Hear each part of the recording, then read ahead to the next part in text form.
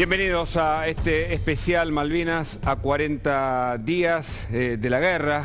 Recordamos a los veteranos, a nuestros héroes, todos los protagonistas aquí en este vivo junto a Viviana Valle. Buenas tardes, ¿Cómo Viviana? estás, Hugo? Un placer, un programa especial a 40 años de la guerra, desde ahora y hasta las 19, haciendo un repaso de todo, de lo que sucedía en aquel momento y de lo que sucede ahora. Mirá, estas primeras imágenes nos van a contar lo que pasó aquel 2 de abril y lo que sigue pasando entre nosotros.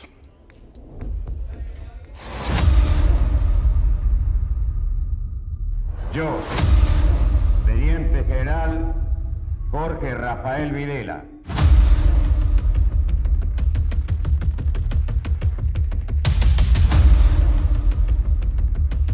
Recibimos un país que se debatía en la violencia y que hoy entregamos en paz. Desígnase presidente de la Nación Argentina al señor Teniente General don Leopoldo Fortunato Galtieri. La soberanía nosotros consideramos que fue, es y será argentina. Ejército Teniente General don Leopoldo Fortunato Galtieri. Si quieren venir, que vengan, les presentaremos batalla.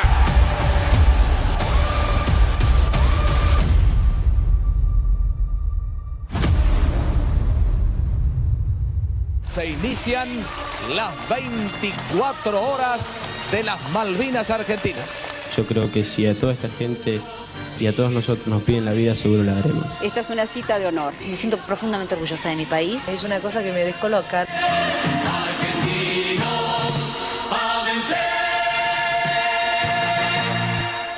Yo les puedo asegurar que no pasan frío porque tienen muchísimo abrigo y van a volver con algunos kilos de más porque comen mejor que en casa. Las armas de la nación han contestado hoy un nuevo acto de guerra de Gran Bretaña en el Atlántico Sur. Si hay que pelear por la Malvinas, estén seguros que vamos a pelear. El crucero Ara General Belgrano fue atacado y hundido por un submarino británico. 8:23 de la mañana se repite el ataque contra Puerto Argentino. Lo que vemos detrás de la bandera argentina es justamente lo que servía como sede de la sección aeronaval del aeropuerto. La guerra de las Malvinas que estamos librando.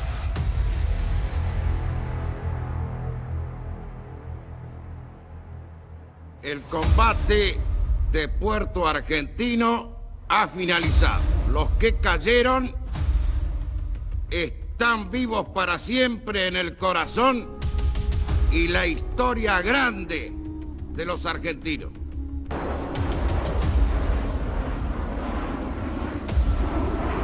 Pero la intransigencia del gobierno de Gran Bretaña ha hecho imposible esta negociación. Nosotros vamos a recuperar las Islas Malvinas. Las Malvinas serán argentinas.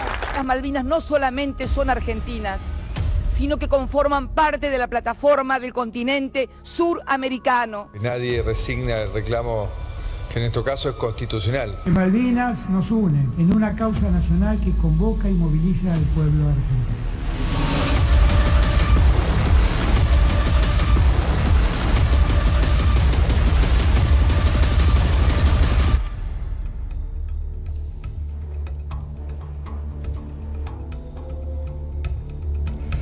Bueno, este es un resumen de imágenes, de recuerdos.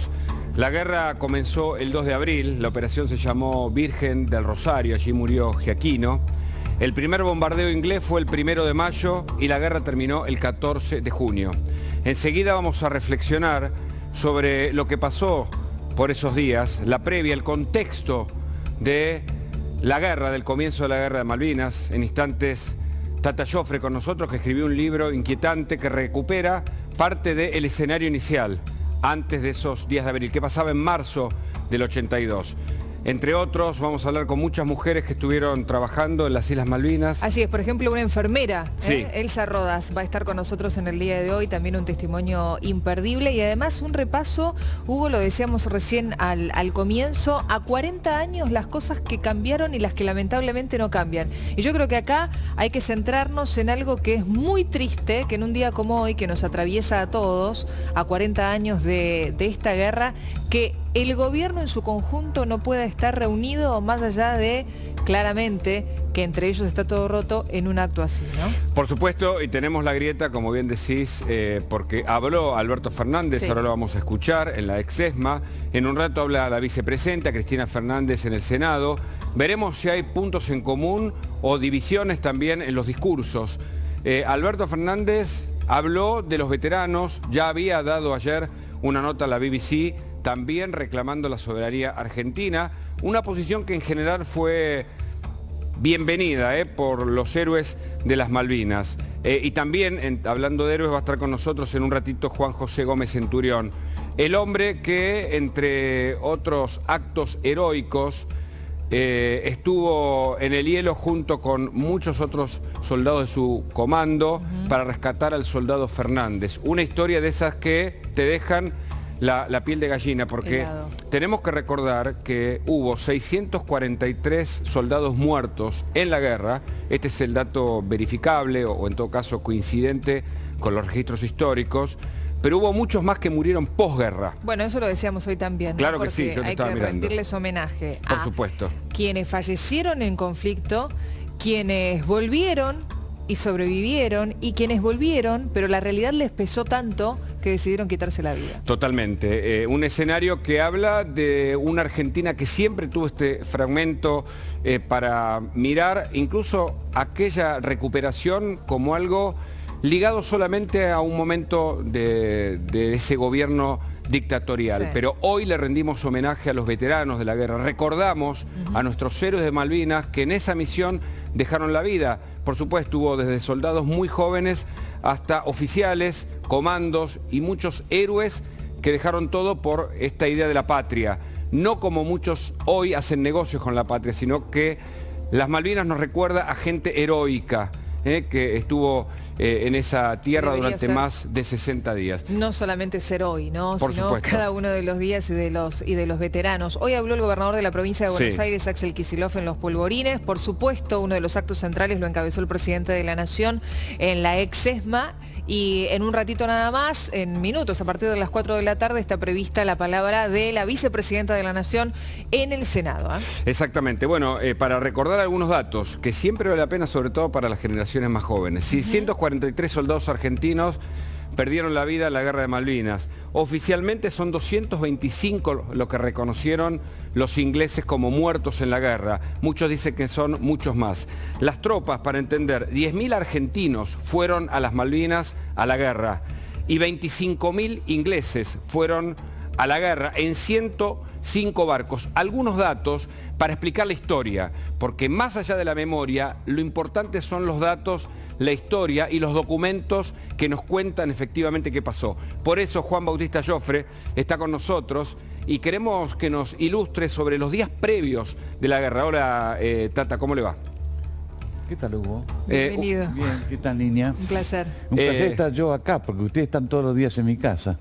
Muchas gracias. Abiertamente. Muchas gracias, Tata. Estaba mirando, leyendo algunas de las notas que repercutieron con mucho interés a propósito del tu último libro, que cuenta los días previos, ese marzo en el que había discusiones dentro del gobierno para, digamos, ir a las Malvinas o no ir a las Malvinas y los resultados que eso pudiera derivar. Bueno, digamos que en los tiempos previos a la decisión, gobernaba Roberto Eduardo Viola. Había heredado a Videla. La presidencia de Viola fue excesivamente mala. Digamos, en 8 meses tuvo 146% de inflación. Para los muchachos que hoy en día les interesan las cifras. El que apuesta al dólar pierde y la gente corría a buscar dólar. Había llegado a la presidencia sin un gran ánimo de parte de la Armada y sin gran ánimo del sector del Ejército. Se derrumbó, tuvo un problema de de cansancio, de cigarrillo, de corazón, y eso dio pie para que lo dejaran ir y le dijeran que no podía seguir. Galtieri se va a hacer cargo el 22 de diciembre de 1981, a mediodía, en el Palacio del Congreso, porque ahí residía la Junta, ahí trabajaba la Junta. Era para demostrarle al presidente que era un cuarto hombre, que era menos importante que la Junta, porque este es el clima de la época. A la mañana, temprano de ese día, ese mismo día, 22 de diciembre, Anaya hace una orden bastante escueta, escrita a mano, al almirante Vigo, que es el jefe de Estado Mayor de la Armada, para ordenarle que comenzara la planificación de la ocupación de Puerto Stanley. Así se llamaba Puerto Argentino antes.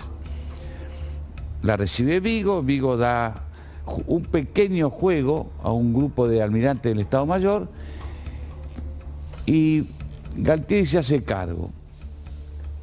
El día 6 de enero, para los argentinos, para cualquier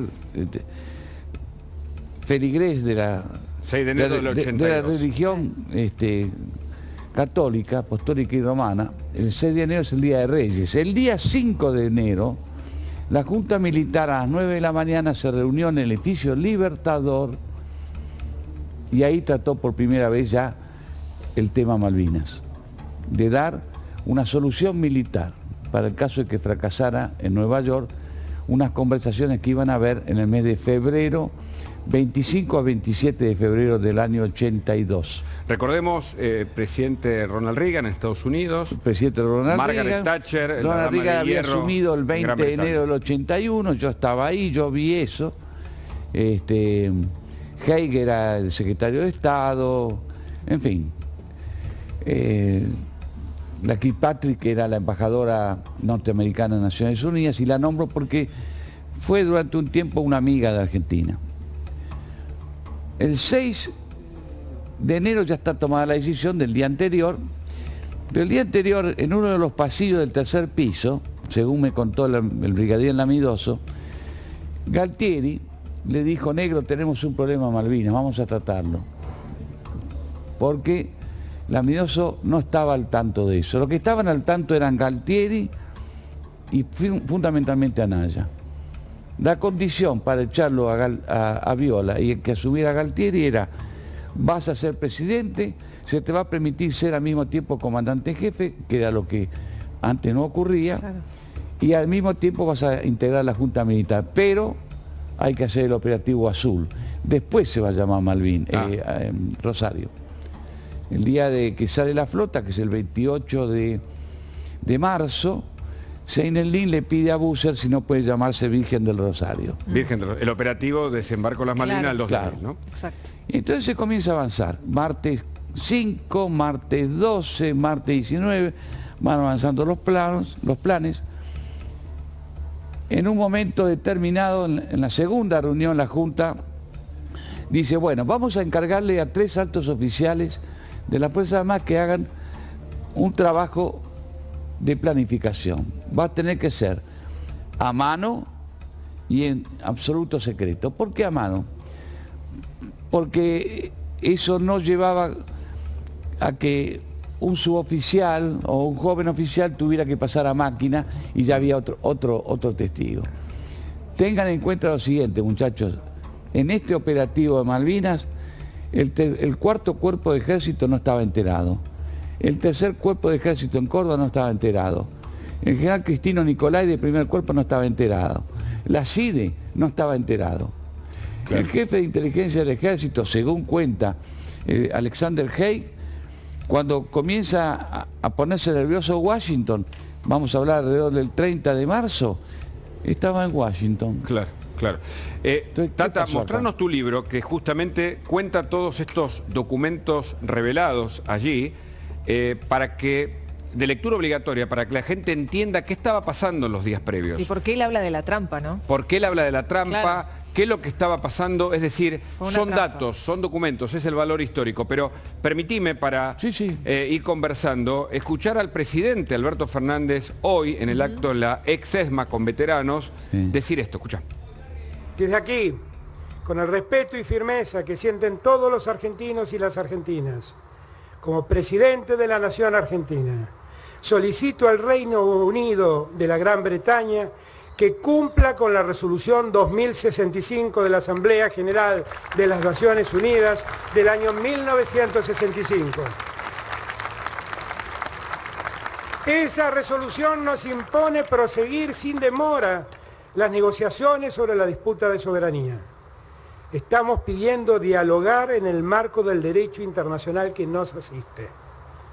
Solicitamos también al Reino Unido de Gran Bretaña que abandone la injustificada y desmedida presencia militar en esas islas, que no hace más que traer tensión a una región caracterizada por ser una zona de paz y de cooperación internacional. Bueno, esto decía hoy el presidente Alberto Fernández. Tenemos más invitados. Juan Bautista Tata Joffre nos va a contar detalles reveladores de su último libro, documentales sobre el contexto de los días previos. Pero además, ¿por qué fue una trampa? Que de hecho su libro se titula así, ¿no? La trampa, él dice, fue una trampa. Fue una trampa porque yo te vendo a vos una epopeya. Claro. Y en realidad lo que estoy tratando de mantenerme para que no me echen de la silla. Lavar mi imagen deteriorada por donde se la mire. No lo digo yo, lo decía Galtieri. Por eso. Se lo dijo a Hey, están los papeles. Ahora vamos a hablar de eso, Tata. Pero permítame presentar también a Roberto Picardi, veterano que está con nosotros. Roberto, bienvenido.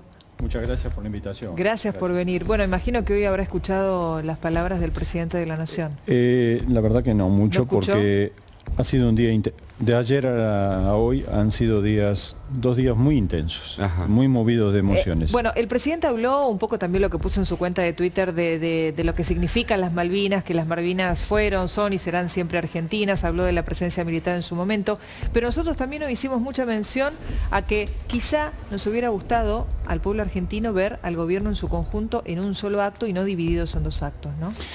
Evidentemente, ¿a usted esto le interesa o digamos? Evidentemente, quizás muchos también teníamos la expectativa de un gran acto al conmemorarse una fecha semejante, donde todos los veteranos estén convocados. Lo estuvimos, pero en nuestras localidades, en nuestros pueblos, para decirlo de alguna manera.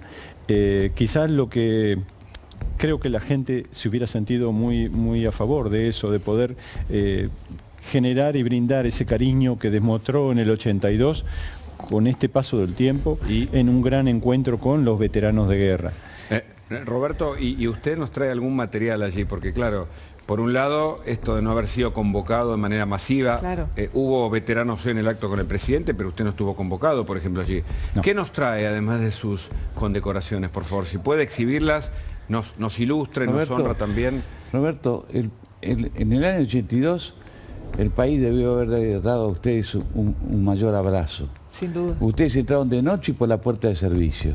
Bueno, yo humildemente he traído algunas cosas. Sí, yo fui herido en combate. Yo peleé con el Regimiento de Infantería Mecanizado 7. Es el regimiento que más bajas tuvo de todo el país.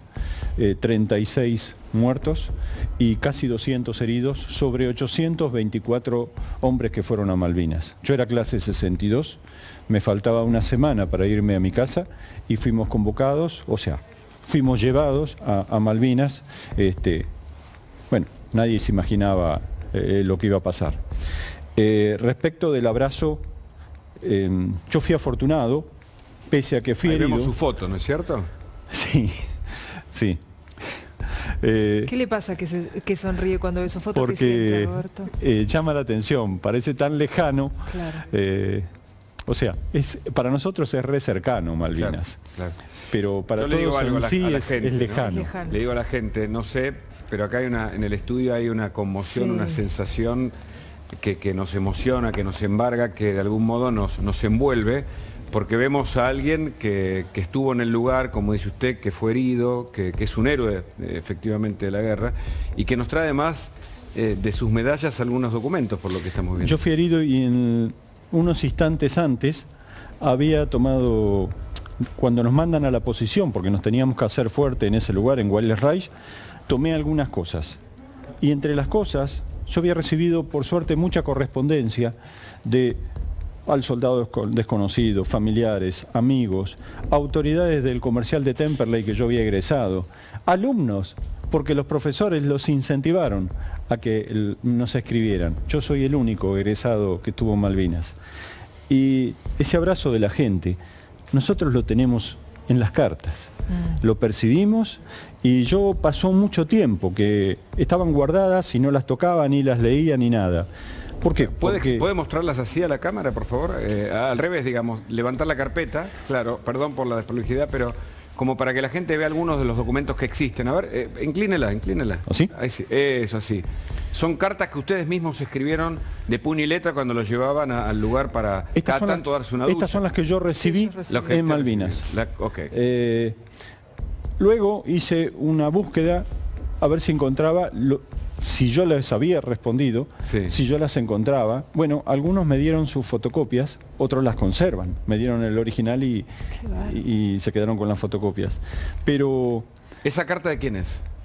Esta en particular es de mi colegio, del Tomás Espora de Temperley, de la rectora. ¿Que le escribió usted? ¿Qué decía la carta? Dice más o menos así. Yo había mandado una carta al colegio, porque un alumno había... La solidaridad estuvo tan, pero tan presente. Los chicos del colegio iban a visitar a mis viejos y les hacían compañía. Y no solamente eso, después me mandaban cartas y me contaban que habían estado en la casa de mi viejo, que me quedé tranquilo, que estaban bien. Uno de ellos copió una carta que yo mandé a mi casa y me cuentan. Y yo me agarraba la cabeza en la trinchera, digo, ¿qué habré puesto en esa carta? Entonces tomé la decisión de mandar una carta al comercial. Y lo que me está contando la rectora del comercial es que hicieron un acto y lo leyeron tanto a la mañana, a la tarde y en el turno noche. Pero si me permite un segundo más, ahora yo tomé contacto, porque superé algunas cuestiones, con las autoridades del comercial. Puse en el Face, yo no soy muy amante de eso, pero lo puse, mi agradecimiento, hice todo el listado de todas las personas que me habían escrito, que creo que merecen un reconocimiento también, esa gente. La gente que donó, que escribió, que se sacó los anillos en el programa de 24 horas. Bueno, me llama una de las autoridades... ¿No? ¿Cómo hacer memoria sin emocionarse? Es difícil. Es difícil. Me llama una de las autoridades, me dice, ¿viste el Face? Le digo, no, Ana, la verdad que puse eso, pero yo no soy muy frecuentador del Face. Por favor, andá y míralo. Bueno, llegué a mi casa, lo abrí. Una chica que me había escrito, que tenía 12, 14 años, apareció contestándome que tenía mi carta. Bueno, yo le contesto en el Face, más o menos como que... Bueno, lo que me pone ella a mí me emocionó muchísimo, porque con el tiempo ella fue docente, y yo no sabía ni me imaginaba nunca que una de mis cartas, ella cada 2 de abril se la lea a sus alumnos. Bueno, entonces el colegio iba a hacer un acto. Esta chica no está en Buenos Aires, o esta señora, o esta profesora, porque no la conozco, claro. No está en Buenos Aires. Pero tomaron contacto y justo estaba visitando unos familiares. Entonces...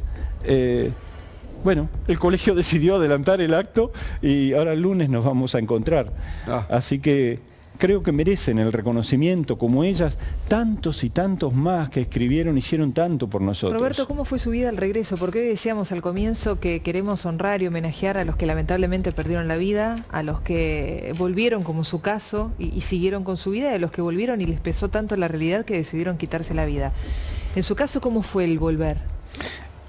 Fue difícil porque yo estuve herido, entonces pasé en la pierna por esquirlas de bomba de artillería enemiga, en Güeles Raya. En uno de los enfrentamientos. El combate más grave que se recuerda de Malvinas es London. Sí. Bueno, London y Tumbledon. Sí. El 25 no se quedó atrás. Sí. Pero nosotros debutamos... Expliquémosle a la gente en qué consistió el combate también, para darle algunos datos. Toda la noche, durante todo el día... nosotros ocupamos una posición de defensa que es como una especie de media luna en las proximidades de Puerto Argentino. Eso consistió en tomar las alturas que estaban cercanas, Dos Hermanas, Tumbledon, London, Wales Ridge, una especie de escudo de defensa a unos kilómetros de la ciudad de Puerto Argentino. Era lo que se quería evitar que ocuparan finalmente los ingleses, que fue lo que terminó. Estábamos ahí. Roto ese círculo, bajaron a Puerto Argentino. Roto, traspasado ese lugar. Sí, lo traspasaron porque ocuparon, llegaron y ahí fue donde fue. A medida que se empieza el combate y se pone la cosa más complicada a partir del 1 de mayo y ellos desembarcan en San Carlos mediados de mayo más o menos, inician la caminata y ahí generan una serie de enfrentamientos en Ganso Verde y distintos lugares más. La noche del 11 de junio se inicia el enfrentamiento, pero los días previos nosotros soportamos un intenso bombardeo, tanto naval como de artillería de tierra, porque los cañones ingleses tenían más alcance que los nuestros. El 11 de junio, un Gurkha pisa una mina y se desata el combate en Monte London. Se combate prácticamente como si fuera la Segunda Guerra Mundial, cuerpo a cuerpo, en Monte London. Para el amanecer del 12 de junio, 9, 10 de la mañana, lamentablemente Monte London había caído. Los ingleses, con todo su armamento, más el que tomaron de nuestro lugar, regiraron todo y comenzaron a hostigar la posición que era Wales Ridge. Y ahí usted resulta donde estábamos nosotros. Hay una primera salva de cañonazos, hieren a un par de compañeros míos. Mi teniente nos pide que vayamos a las carpas.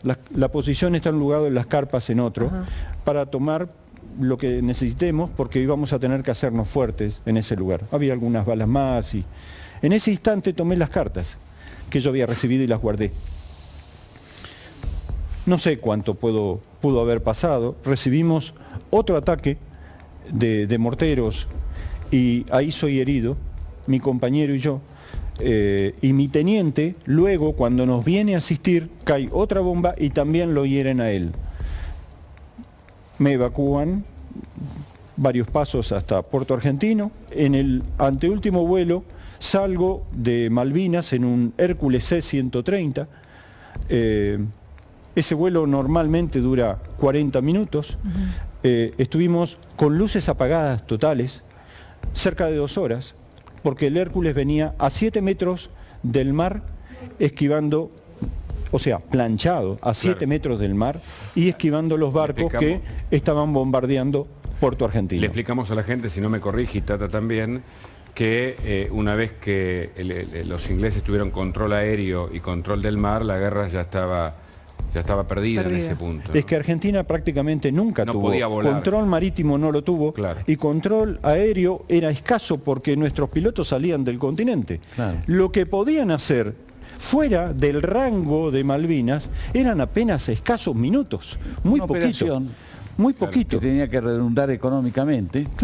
No estaban para recorrer, digamos, sobrevolar el terreno y cuidarlos a usted. No tenían esa posibilidad. Roberto, yo le había dejado plantear esta pregunta que, si quiere, ahora vamos a escuchar lo que decía más temprano el canciller Santiago Cafiero, después nos contesta cómo fue el volver. ¿Le parece? Sí. En segundos nada más. Escuchamos al canciller Cafiero y también queremos la palabra, el análisis, por supuesto, de un veterano y de Tata Joffre, de lo que está pasando hoy, a 40 años de la Guerra de Malvinas.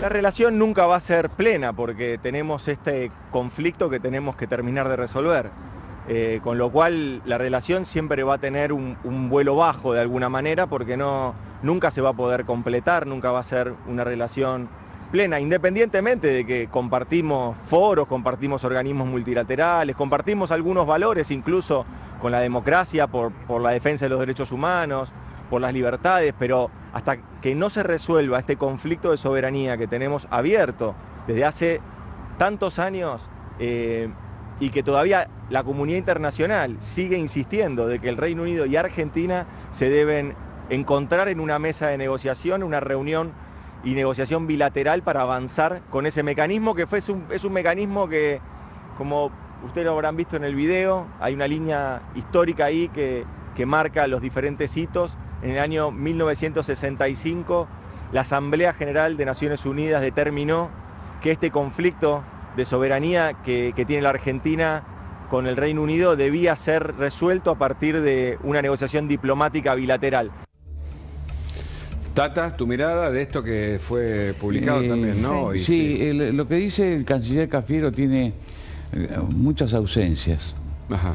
Yo creo que sí, que va a llevar un tiempo, que eso no hace plena relación bilateral, pero el canciller Cafiero se olvida de que el gobierno de él autorizó la instalación de una base china en el territorio argentino, que su vicecanciller, hace pocos días atrás, apoyaba a Rusia.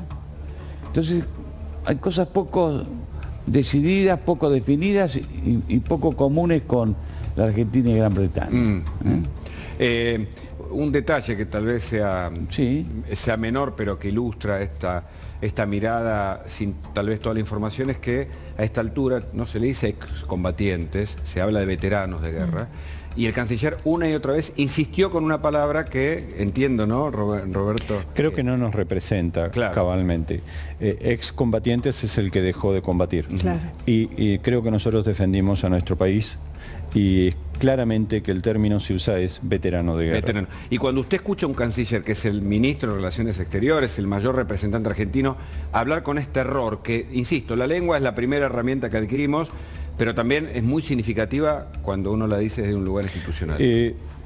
Si me permite, hay cosas más graves que nos llamen a nosotros excombatientes, porque no se entiende cómo 40 años después tengamos que vivir con Londres puesto sobre las Islas Malvinas un radio de acción de 200 millas en las cuales no sé por qué, y eso le genera a los Kelper en la mejor y la más alta ingreso por cápita del mundo. ¿Cómo es esto? Las licencias. Hay una zona de exclusión donde pecan la zona de exclusión los chinos, sigue, los rusos, en fin. Claro.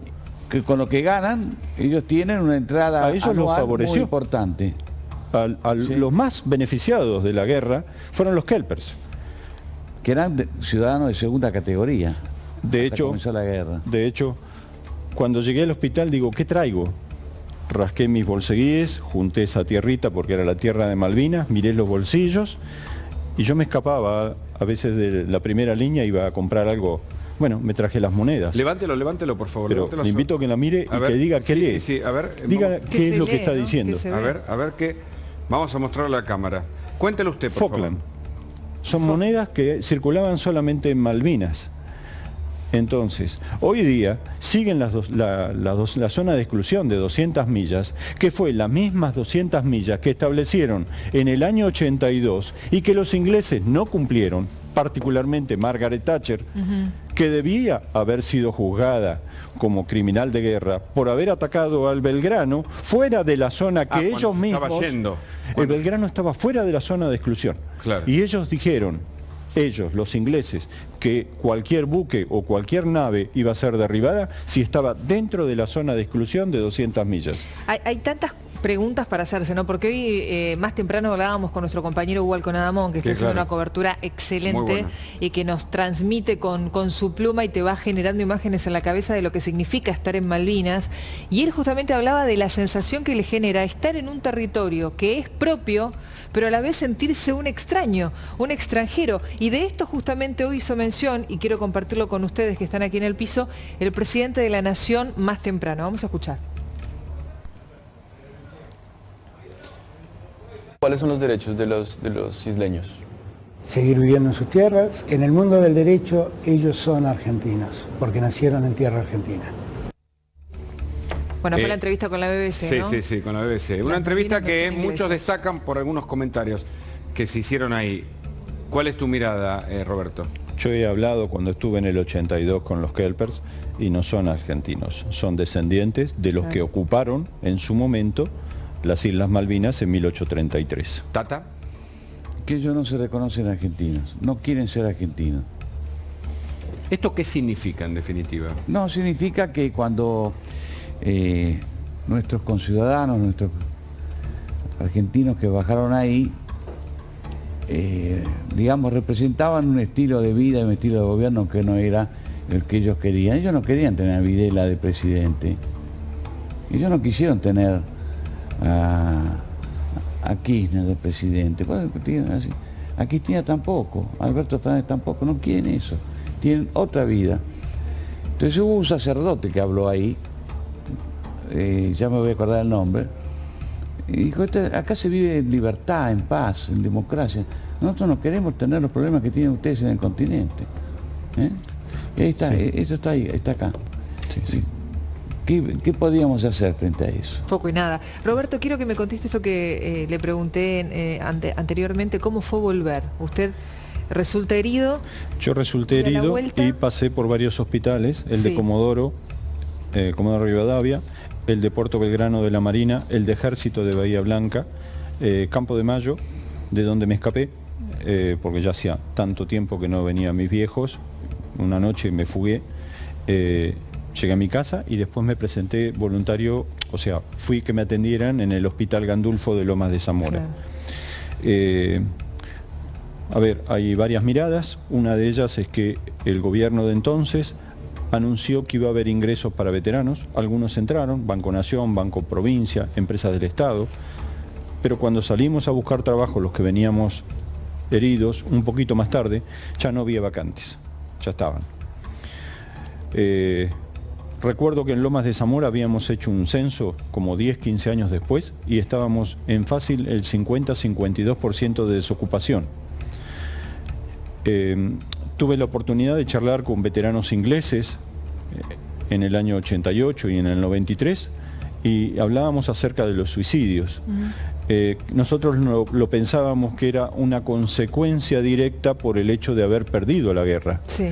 Y lamentablemente ellos, a pesar de tener una avanzada legislación que atiende a los veteranos de guerra, tenían una situación similar en cuanto a la cantidad de suicidios. Entonces era por lo vivido, no por haber perdido o ganado la guerra, claramente. Reitero que se vivió una situación de combate casi equivalente a la Segunda Guerra Mundial de cuerpo a cuerpo. Quiero hablar de la desmalvinización, de ese concepto que se instaló cuando ustedes volvieron de la guerra. Se lo quiero preguntar a Tata Joffre y también a vos, Roberto. Ayer hablé con otro veterano que me decía, nos metieron en un galpón y nos dijeron, y le pregunté quién, que no hablaran de la guerra, que trataran de no contar que habían tenido frío, que tenían hambre, que estuvieron casi 60 días sin bañarse, que se murieron de frío algunos, que otros les cortaron los pies porque estaban congelados. Tanto le pidieron que recién a 40 años hay muchos que pueden poner en palabras lo que les pasó. Totalmente. ¿Fue así en su caso, Roberto? Fue así, incluso lo tuvimos que firmar. Había declaraciones. En el caso mío tuve declaraciones o interrogatorios de inteligencia y contrainteligencia, suponiendo que uno alegremente viene la bomba y va a poner la pierna para que explote y ligar un bombazo y poder salir de Malvinas. ¿Qué edad tenía usted, Roberto, en ese momento? 19. 19 años. O sea, 19 años. Lo digo a propósito de pensar de recibir una orden después de haber vivido la guerra que lo atemoriza para que usted no cuente nada. Fue más o menos así. Y pues claro, porque todo el paso por los hospitales... ¿Cómo, perdón? Los encerraron. Yo conozco muchos que fueron a Campo de Mayo y no podían salir, no podían hablar. Y yo por eso me escapé. Ya te entendí, por eso me di cuenta. Y entonces o sea, fue un plan, el plan de desmalvinización fue como otra... Sí, pero la desmalvinización es mucho más que eso. A ver. Es bajarle el ánimo al argentino de que no siga reclamando por Malvinas, incluso hasta no reconocer al veterano. Yo hago una diferencia muy clara. Honor y gloria a los que estuvieron en el territorio, en las islas. Sí. La construcción política no, ni me hablen porque la conocí, la vi. Pero hoy en día desmalvinizar es, olvídense muchachos, no vamos a ir más ahí. Y las Malvinas son importantes para la Argentina. Y a pesar de que usted había firmado no hablar y no contar...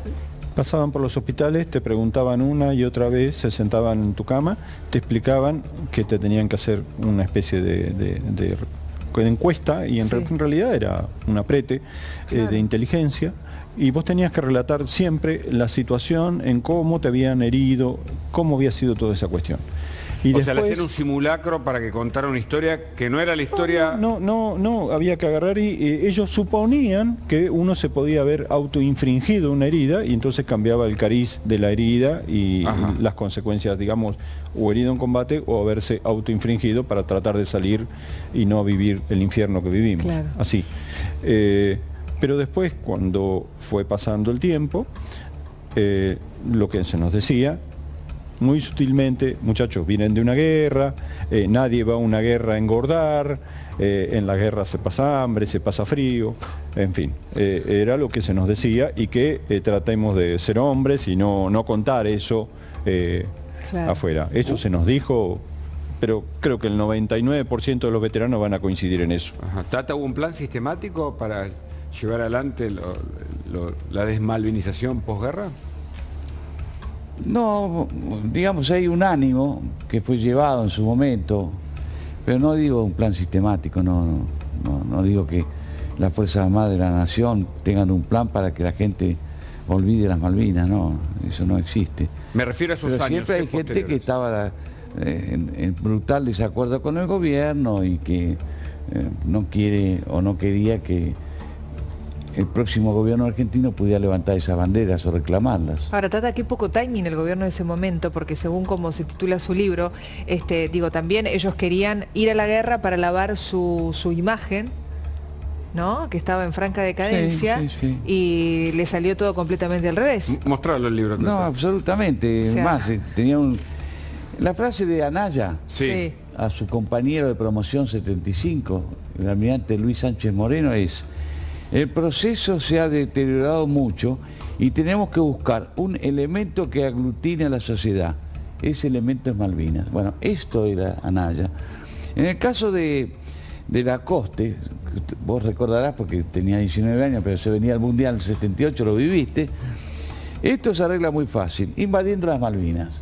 Conversaciones privadas, ¿no? Claro.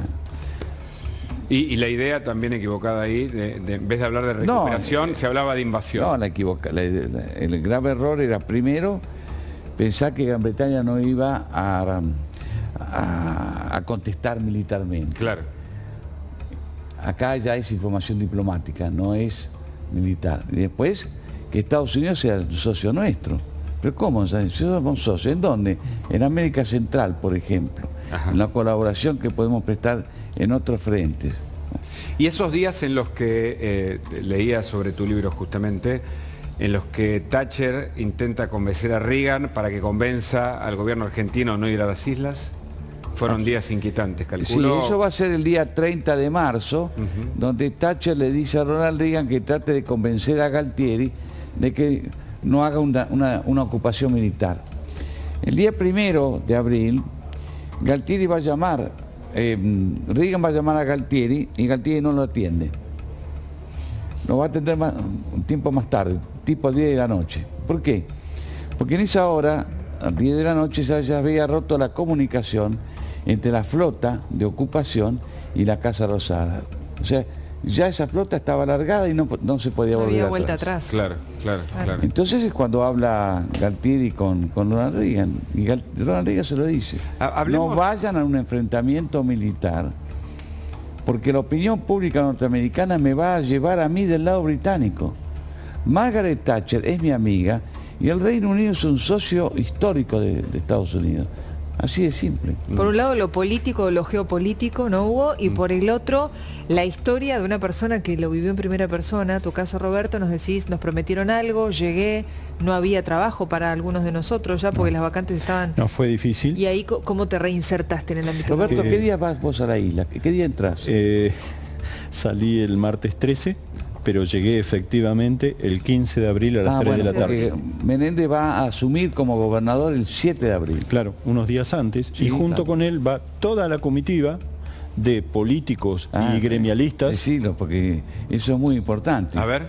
Y acá fue Saúl Ubaldini, que 2 días antes, de radicalismo Carlos Contín. Perdón, 2 días antes le había hecho la marcha de paz, pan y trabajo, por la cual yo había estado y mis compañeros acuartelados en los regimientos. Porque mi explicación de que me escapé del hospital, porque ya veníamos acuartelados, producto de esa marcha que había convocado Saúl Ubaldini. Yo estuve ahí. lo acompaña para poner en funciones a Menéndez una gran comitiva. Recordemos esa comitiva, es interesante, estamos Las personas, a 40 años de Triaca, Malvinas en este estaban especial. los socialistas, INDA, estaba un hombre que va a ser senador, que es Horacio Guzmán del Movimiento de Integración y Desarrollo, Saúl, el Gordo Teaca, Baldassini, con la CGT, en fin, el presidente de la Rural, el presidente de la Cámara Argentina de Comercio, todos. No fueron, por expreso pedido de la Cancillería, el expresidente Ilia y los anteriores expresidentes Frondizi y Onganía y... Una revista de la época, de las más habituales, no quiero dar nombres. Si puedes darlo. Semanario, Gente, alguna de esas, o 7 días, alguna revista de la época lo retrató muy bien porque estaban en los negocios que había en Puerto Argentino, de paso comprando algún souvenir. Claro. Están ellos sacándose fotos, comprando souvenir. Claro, entraron a las tiendas. Efectivamente. Esto está contado. Fuera un viaje turístico. Efectivamente. Es cierto. Es un poco de locura. Analizado esto 40 años después, es muy loco. Bueno, es muy loco. Roberto, eso es poco al lado de lo que yo vi en Nueva York. Porque Costa Media estaba seguido por 3 altos oficiales de las Fuerzas Armadas. Mientras estaban ahí, compraba containers de televisores, ropa y... Yo lo vi yo, porque un día se abrió una puerta y estaban todos haciendo eso. Esa es la contracara, ¿no? La contracara de la guerra. La contracara, sí. Y es cierto que a muchos de ustedes que después de la rendición les pidieron ir a custodiar la casa del gobernador en ese momento. No es mi caso, no puedo decirlo, porque yo salí 2 días antes, yo no llegué a estar herido, perdón, a estar rendido. Yo nunca me rendí. Y es una gran diferencia. Claro. Pero hay compañeros míos que incluso han participado en lo que es la búsqueda de minas, porque se dio en 2 tandas. La gran mayoría de los prisioneros argentinos vinieron casi inmediatamente a los puertos del sur. En Canberra. En Canberra, Bahía Paraíso. Donde hay que decir que los ingleses los atendieron muy bien, incluso les daban la pastilla para el mareo y les daban la comida, le daban lo que no le dieron.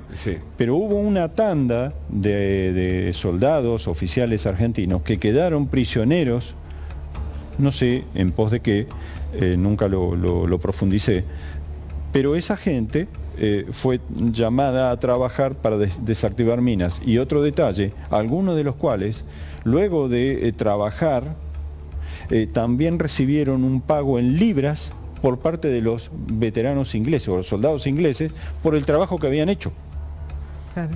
Algunos salieron lastimados y otros también recibieron un pago por esa tarea que hicieron. Recién resaltó, yo nunca me rendí. Exacto. O sea, ¿ese sentimiento lo acompañó durante sus días en la guerra? Las horas previas o los días previos al enfrentamiento, que uno lo veía venir porque era inexorable, y nosotros como grupo íbamos a ir en apoyo de 2 compañías nuestras que, si eran atacadas, teníamos que ir. Hizo pensar muchísimas cosas. De hecho, yo no tenía la chapita identificatoria. En el marco de las improvisaciones, yo nunca tuve esa chapa identificatoria, que es el DNI. Y a mí me preocupaba muchísimo que mis viejos, si me pasaba algo, no se hicieran... ¿Qué tenía la chapita identificatoria además del grupo sanguíneo? El DNI. Documento. El DNI. Pero no tenía su nombre. No, DNI. Este es un dato importante que lo remarco porque habla también de cierto déficit en la cuestión identitaria, ¿no? Las consecuencias las vivimos y la hemos visto hace poco tiempo, cuando dejaron de ser muchos soldados NN solo conocidos por Dios y han sido identificados. Si hubieran estado las cosas como corresponde, quizás ese proceso no hubiera sido necesario. ¿Volviste a las islas o volverías bajo...?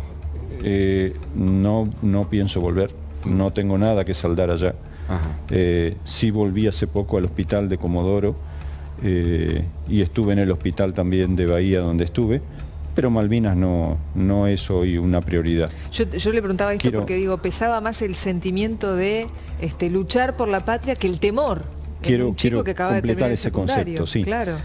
como no tenía eso y se venía el combate, lo que sí tenía era un virome. Entonces me puse el DNI tanto en los brazos como en las piernas, por si me pasaba algo, por lo menos para que mis viejos pudieran, bueno, encontrarme, ¿no? Impresionante. Era la idea. Es cierto que en un momento ya del cansancio de... ¿Cuánto tiempo estuviste, por ejemplo, en esa trinchera sin volver a, no sé, al galpón o donde los alimentaban? ¿Durante cuántos días seguidos? No, muchísimos. Al principio estuvimos en varios lados, pero la falencia la acaba de decir él, que el tema de baños, el tema de comida como corresponde, eso estuvo desde siempre. No quiero ser grosero, pero estás en el medio de una montaña y ni siquiera estás de camping, porque lo más mínimo no lo tenías. Expliquémosle a la gente que ustedes hicieron una fosa, ¿no es cierto?, para permanecer allí con algunas mantas que se congelaban y se mojaron una vez y para siempre, que no se bañaban y tenían... El paño de carpa lo abrías y quedaba agua en los pies. Con agua en los pies. Todo el tiempo los pies mojados. Y de trinchera. Claro. Y que muchos soldados murieron de frío literalmente, u otros amputados porque los miembros inferiores se congelaban. Hay muchos que hoy día tienen secuelas producto de ese principio de congelamiento. ¿Y vos tenías, Roberto, seguías de cuero? Sí, pero no servía. No servía. Claro. Sí, los conservo todavía. Sí. ¿Tuviste miedo de morir, Roberto? Sí, muchas veces. ¿De morir de frío? Porque muchos dicen, si no perdían la guerra y no los mataban en la guerra, iban a morir por el frío, porque cada vez era peor. Yo lo que pensaba era directamente en el enfrentamiento. Por eso es que hice lo que hice con los zumbidos de las balas, de los proyectiles. Con el tiempo te vas acostumbrando. Parece raro, pero es como que tomás el oído y empezás a entender si va a caer cerca o lejos. Y entonces, bueno, es muy loco, pero podés seguir haciendo lo que estabas porque decís, no, esa no caen por acá. ¿Y cómo se vuelve a dormir? Porque todas las noches nos bombardeaban. Por eso digo, y una vez ya acá en casa y en su cama, ¿cómo se vuelve a dormir tranquilo con esos sonidos en la cabeza? No es fácil, no es fácil. Yo tuve mucha suerte, tuve mucha contención de familiares, amigos, y eso ayudó muchísimo. Pero no es fácil porque tampoco tuvimos contención psicológica o profesional cuando volvimos. Te lo explico de esta manera. Formación en el regimiento. Tenían todos los DNI en la mano. El que tiene algún problema que dé el paso al frente. El que no, que se quede, ahora le entregamos los documentos. ¿Qué haces? Tremendo. Ahora me vas a contar si perdiste algunos compañeros de guerra posteriormente a la guerra. Ahora me lo contás. Pero vamos al Senado de la Nación. Está en el Congreso Robertino Sánchez Flecha con nosotros. Robertino. Equipo, buenas tardes. Estamos trabajando aquí en el Salón de Pasos Perdidos, en el Congreso de la Nación, el lugar dispuesto para la prensa en este acto muy importante que arranca en minutos nada más. Lo van a encabezar Cristina Fernández de Kirchner, vicepresidenta de la Nación y presidenta del Senado, y Sergio Tomás Massa, su par en la otra Cámara de Diputados. Acto importante porque además de estos 40 años de la guerra de Malvinas, obviamente también tiene un simbolismo político particular porque son dos personas centrales en la coalición de gobierno en un contexto donde sabemos que hay mucha tensión. La vicepresidenta decidió no asistir al acto de Estado, digamos, que protagonizó el presidente Fernández hoy al mediodía en el Museo Malvinas, ahí en la ESMA, donde estuvimos trabajando justamente más temprano. Así que será importante estar presente, estar atentos a ver qué es lo que sucederá. Se espera la presencia, obviamente, de legisladores de ambas cámaras que van a estar presentes aquí. Por lo que tenemos previsto hasta ahora, los únicos dos oradores serán la vicepresidenta y Sergio Massa. Será muy prudente estar atentos a lo que ellos tengan para decir. Y atención a este dato. Está todo organizado aquí atrás en modo conferencia de prensa. Y están hablando aquí los rumores del equipo de Massa, que probablemente al finalizar el acto, que será alrededor de las 5 de la tarde, puede que alguno de los dos hablarían. Sabemos que la vicepresidenta es muy complicado que hable con la prensa. Sergio Massa no seguramente que hable. Seguramente Sergio Massa, que estuvo además acompañando a Alberto Fernández en el otro acto. Esto para mostrar que Sergio Massa puede estar en ambos lados a la vez de las manifestaciones. Qué triste que el presidente y la vicepresidenta no. Que no hablen juntos. Pero Robertino, volvemos con vos en instantes. Vamos a estar ahí seguramente cuando se produzca este momento tan especial. Gracias, Roberto. Hasta luego, Hugo, muchas gracias. Roberto, una última, por lo menos nos queda mucho para conversar con vos, pero entiendo tus compromisos. ¿Qué pasó posguerra? ¿Algunos compañeros tuyos se mataron posteriormente o no? La desatención, producto primero de la dictadura que nos llevó y después del gobierno democrático que no supo dimensionar por lo menos las consecuencias de Malvinas en nosotros y no fue atendida debidamente. Un ejemplo, la primera ley sale en el 84 y una ley no sirve si no se reglamenta. Claro. Estuvo la ley y nunca se reglamentó hasta el año 88. Recordemos cómo terminó el primer gobierno. Entonces, esa desatención, la falta de atención psicológica, de contención, la falta de juntas médicas, nos graduaban las heridas de guerra por la ley de accidentes de trabajo. Correcto. Entonces, no había una pensión. La legislación más cercana era de la guerra del Paraguay. Los propios veteranos nos pusimos la mochila o nos quedábamos en nuestras casas viendo cómo pasaba todo esto, o nos juntábamos y hacíamos algo. En 2 o 3 aspectos. Uno, pelearle a la desmalvinización yendo a colegios, aunque nos duela, y contar lo que había pasado. Que Malvinas son argentinas y hay que recuperarlas por la paz. Y ellos tienen que estudiar y buscar la forma de que sean nuestras de nuevo. Correcto. La otra, ser contención de nuestros propios compañeros.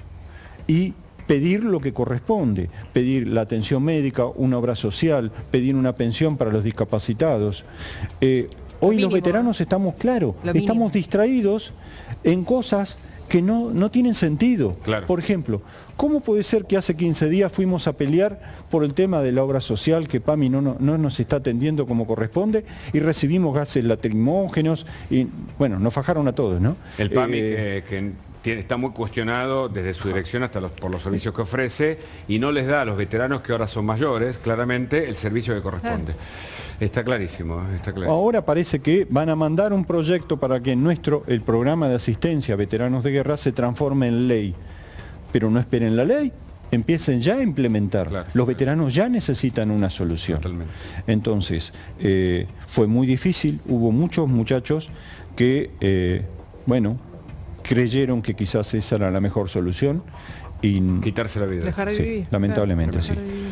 Roberto, como dijo recién, ¿no? Honor y gloria a ustedes, que son los verdaderos héroes de esta guerra, 40 años. Gracias por venir. Gracias. No, por favor, muy agradecido a ustedes. Muchas gracias. Tata, ¿la Argentina tan mal se comporta con sus héroes? Más allá del contexto y del libro que ahora quiero que me cuentes, escribiste con detalles desconocidos hasta acá. Sí, bueno, lo ha dicho Roberto, se ha portado mal con ellos.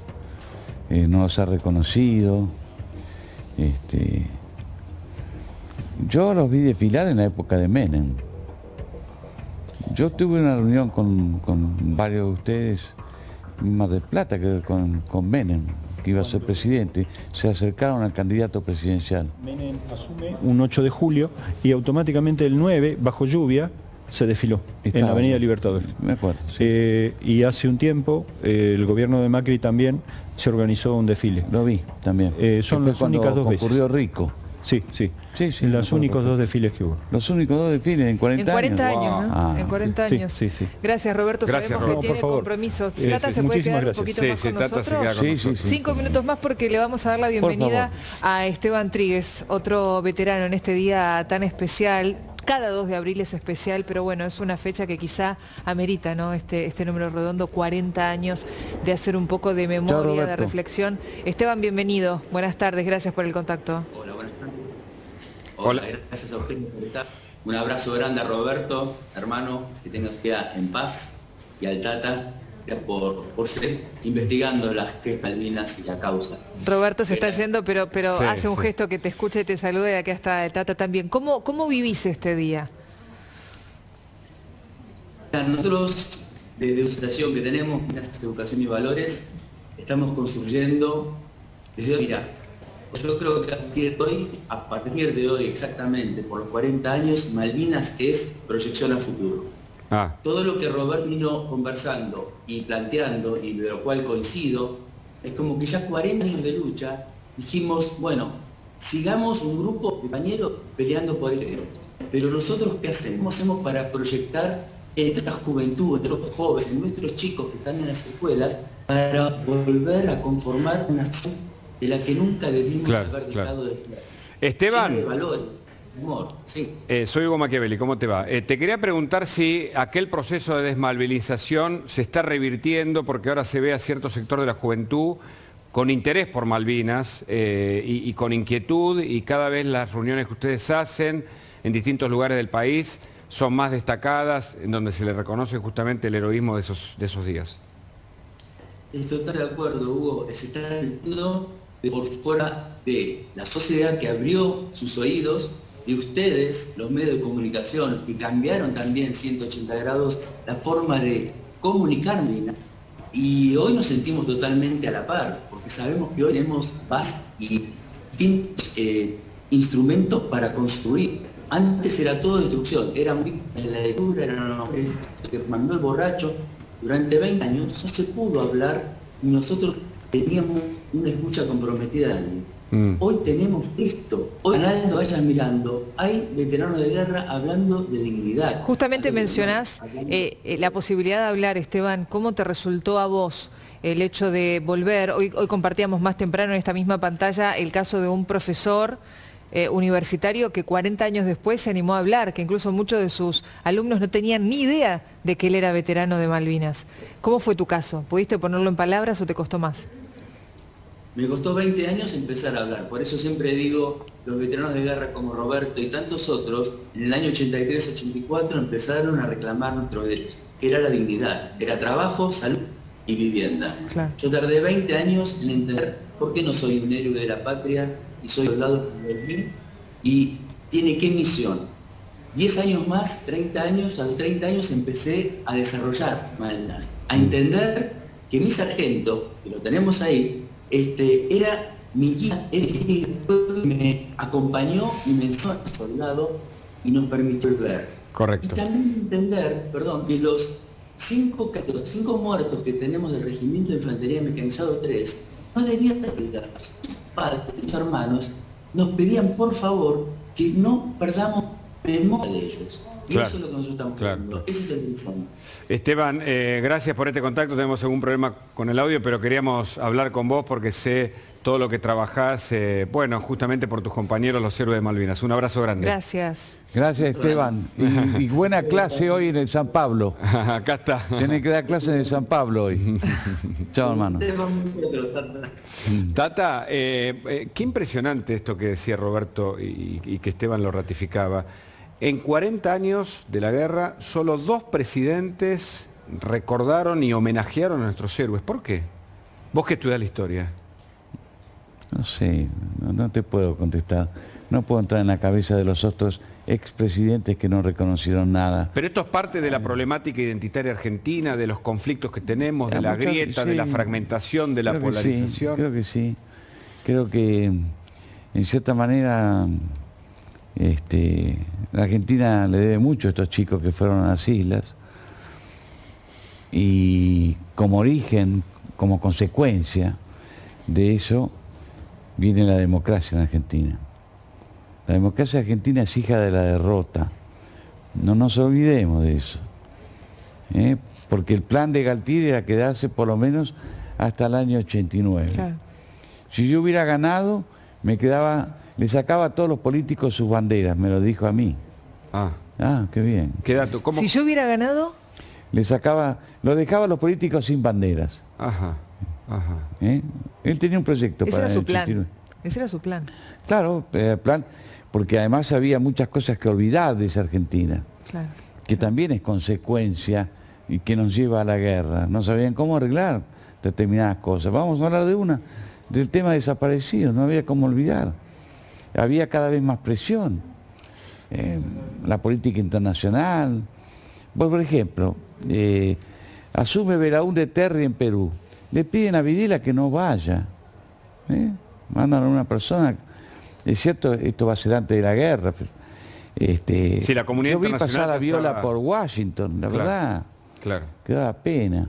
¿Qué papel jugaron otros países en la guerra, otros países vecinos? Bueno, los países vecinos, mira, con Chile había una mala relación. Sí. Había una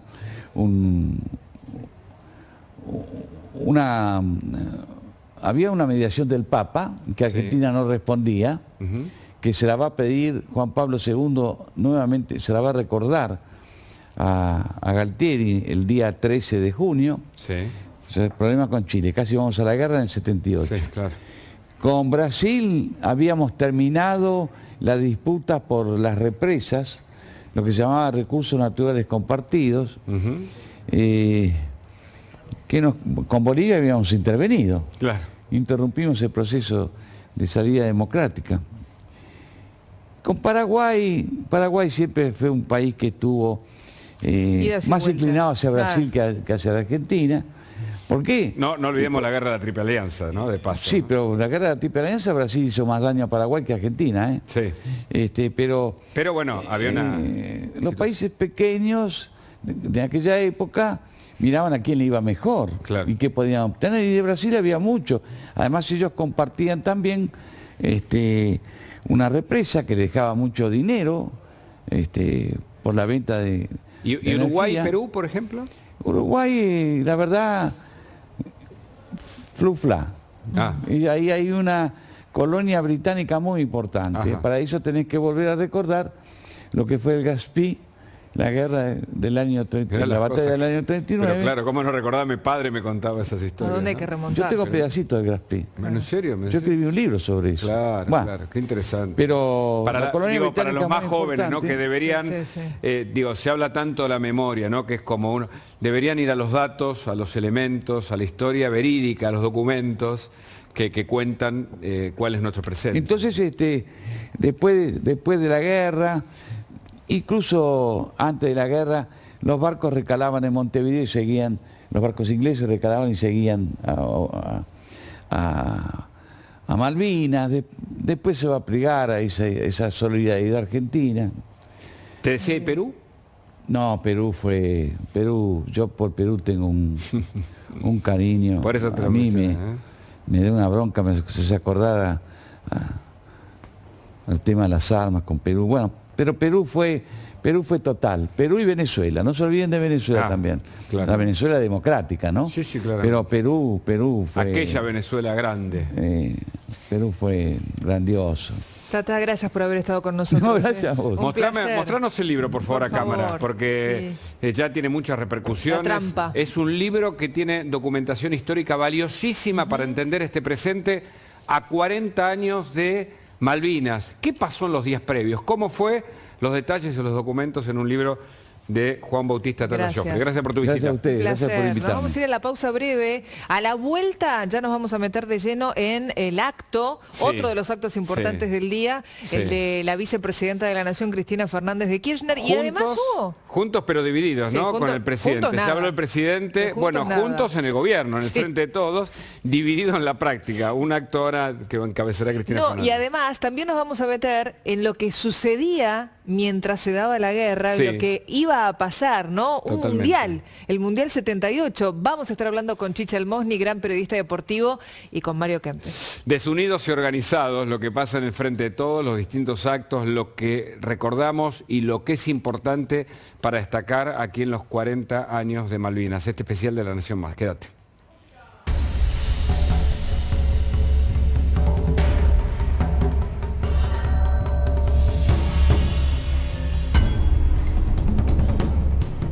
Super fin de semana Coto.